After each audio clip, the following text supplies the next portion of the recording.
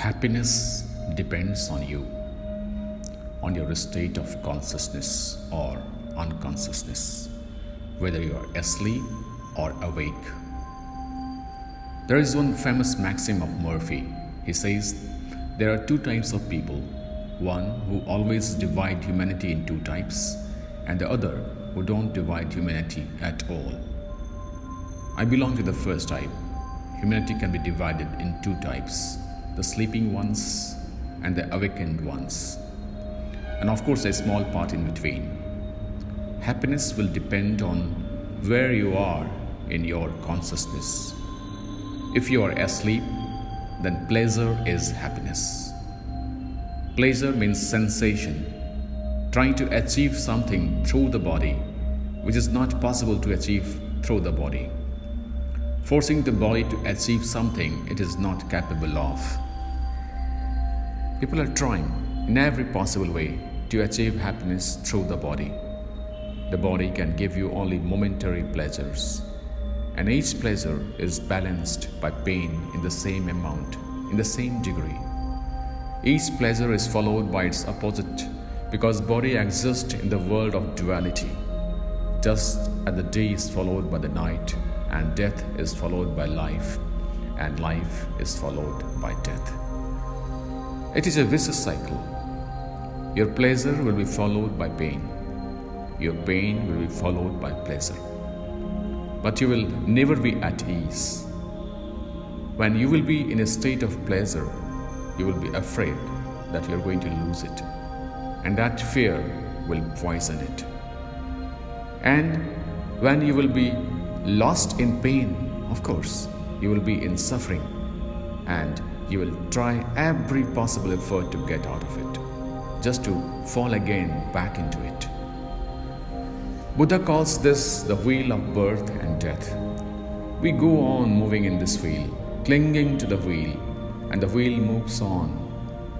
Sometimes pleasures comes up, and sometimes pain comes up, but we are all crushed between the two rocks. But the sleepy person knows nothing else. He knows only a few sensations of the body: food, sex. This is his world. He goes on moving between the two. There are two ends of this body: food and sex. If he represses sex, he becomes addicted to food. If he represses food, he becomes addicted to sex. Energy goes on moving like a pendulum. And whatsoever you call pleasure is, at the most, just a relief of a tense state. Sexual energy gathers, accumulates, you become tense and heavy, and you want to release it. The man who is asleep, his sensuality is nothing but a relief, like a good sneeze. It gives you nothing but a certain relief. A tension was there, now it is no more there, but it will accumulate again. Food gives you only a little taste on the tongue. It is not much to live for. But many people are living only to eat. There are very few people who eat to live. The story of Columbus is well known. It was a long trip. For 3 months they saw nothing but water. Then one day Columbus looked out at the horizon and saw trees. And if you think Columbus was happy to see trees, you should have seen his dog. That's why the Siberian dogs are the fastest in the world, because the trees are so far apart. But this is the world of pleasure. The dog can be forgiven, but you cannot be forgiven.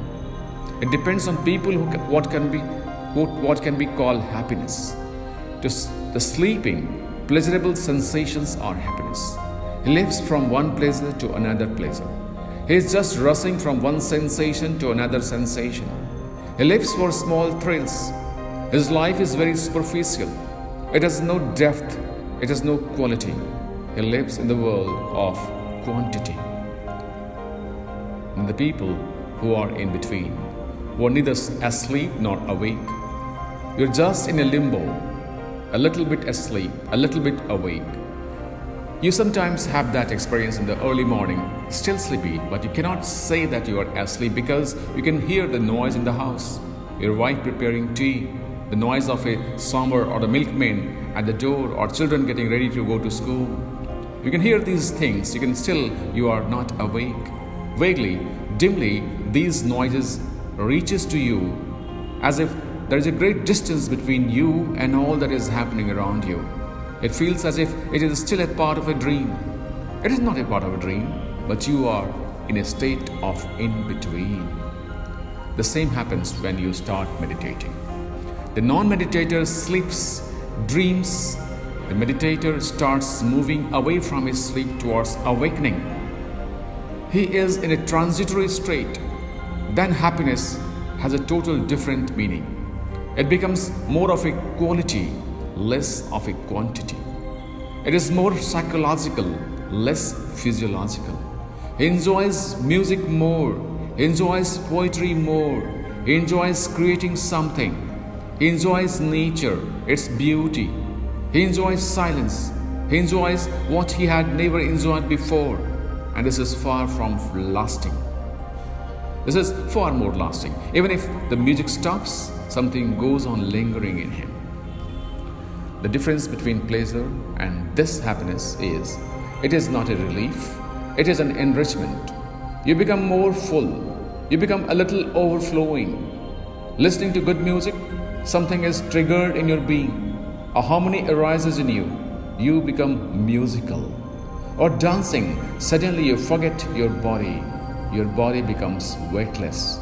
The grip of gravitation over you is lost. Suddenly you are in a different space. The ego is not so solid. The dancer melts and merges into the dance. This is far higher, far deeper than the joy that you gain from food or sex. This has a depth, but this is also not the ultimate.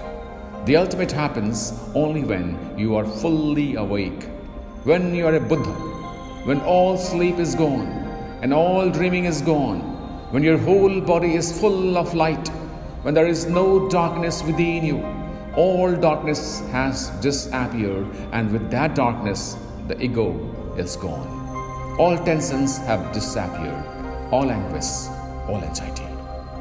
You are in a state of total contentment. You live in the present, no past, no future anymore. You are utterly here now. This moment is all. Now is the only time, and here is the only space. And then suddenly the whole sky drops into you. This is bliss. This is real happiness. Seek bliss. It is your birthright. Don't remain lost in the jungle of pleasure. Rise a little higher. Reach to happiness and then to bliss. Pleasure is animal. Happiness is human. Bliss is divine. Pleasure binds you. It is a bondage. It chains you.